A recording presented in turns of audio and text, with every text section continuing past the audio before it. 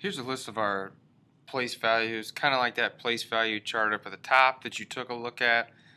We've got our decimal point here. Everything over here is a whole number, and you already know those place values. The ones would be the first one over here. But here are our decimal place values, and there's tons of them. They just keep going on. But for the purposes of what we're going to do, we're going to keep it probably to these five. Right after the decimal place, we have the tenths place, then the hundredths, then the thousandths, the 10,000ths, and the 100,000ths. Make sure you understand that it's not the tens place. The tens place is over here after the ones place. The tenths place is after the decimal point. Everything after the decimal point in the decimal spots has a TH after it. Okay, so keep that in mind. Every number has a decimal point no matter what it is. It doesn't have to be an actual decimal number to have a decimal point. If I just have the whole number 15, the decimal point is not shown, but it's always just at the end of it like that, and all your decimal numbers are right here. I could put all these numbers on the end of it like this. It's still going to be 15. Okay, just because we added the decimal point doesn't change it any. I could have 3,215.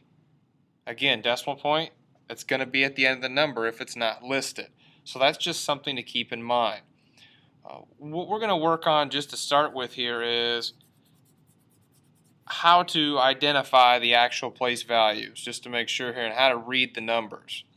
So I'm going to put this number on here. Okay. Key things when you're reading these. To figure out what your decimal label is, you just need to look at the very last number. So I'm going to look at this right here. Okay, look at the 2. We just have to figure out what place that's in. So that's in the third decimal spot, which is the thousands place.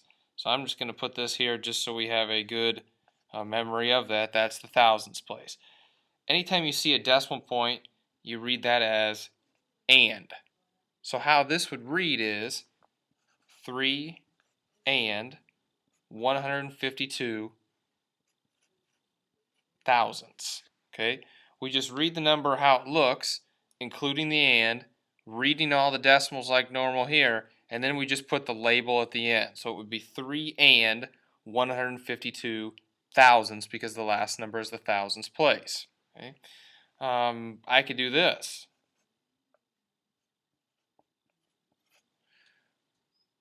I'll tell you, to be honest, these two numbers are exactly the same. I can add as many zeros to the end of this as I want to, and it's going to make the same value, but we're going to read it a little bit differently. Now our last place is right here. So our last place is not the thousands place, it's the fourth decimal place, which is the 10,000ths place.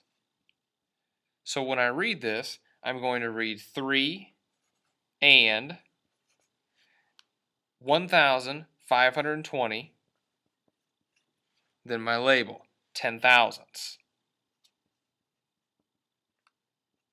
And that's all there is to it to really reading this. Just key points you have to know. You've got to know all the decimal place values because you got to know what label to stick on the end of it. You have to know when to say and that's when that decimal point is. That's basically all you're going to need to know about this, but we're going to do some practice ones just to make sure you're okay with it. Here are 3 decimal numbers that I would like to have you try to write out in word form. And when I say word form, I mean you can write the actual words. Like if you want to write 47, you can write the word 47, but I know what you mean if you just write the number 47, as long as you include the different things you need for decimals. So why don't you pause this for a minute here, get the answers to these, and then come back to the video and see how you did. All right, answers to these. Let's see how we did here. So how we would read this, the important label on this is going to be whatever this last decimal place is. Okay. If I look up here, the first number after the decimal is the tenths place. So I know I'm going to read tenths at the end. So all I have to do for this one is read 47 and it's going to be 3, and then my label, which is going to be tenths. That would be the answer to the first one. Second one, my label is going to be where the 7 is at. This 7 is in the hundredths place. Okay, so I'm going to read 137. Decimal point means and. and then I've got 0.7, which would just be 7, and then my label, which would be the second decimal place, which would be hundredths. And then the last one, you could do this a couple of ways.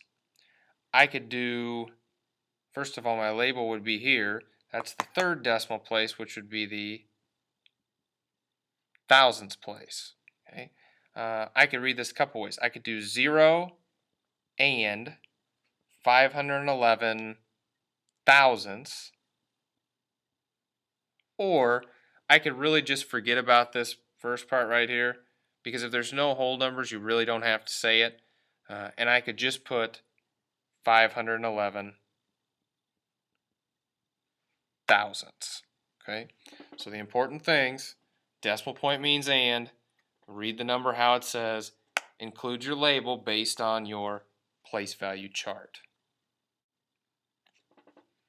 All right, we're going to try to go the other way with these now. Now I'm giving you these in word form. You need to try to write them out as the actual decimal they are.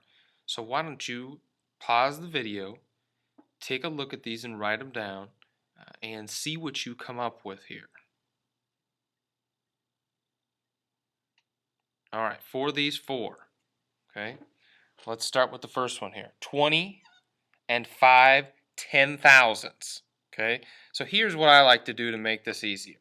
I put my 20 and, that's the simple part. I know that my very last number has to be in the 10,000ths place, which is going to be 1, 2, 3, 4 spots. So I know I'm going to have 4 decimal numbers in here. And if I read 20 and 5 thousandths, if I put it here, that's not the thousandths place, or the 10,000ths place, excuse me. If I put it here, it's still not there, still not there. I want to put it right here. I don't have anything else to put in the other ones, so I'm just going to have to fill in some zeros.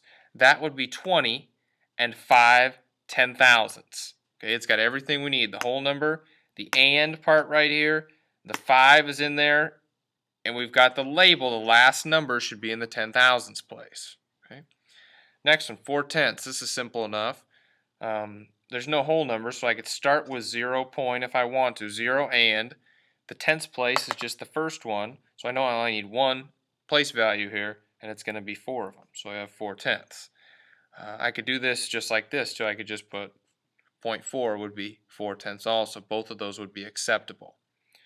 Next one, 152 and 40 thousandths. Okay, I'm going to start with 152 and now I need 40 thousandths. So my thousandth spot would be 3 spots down the line here.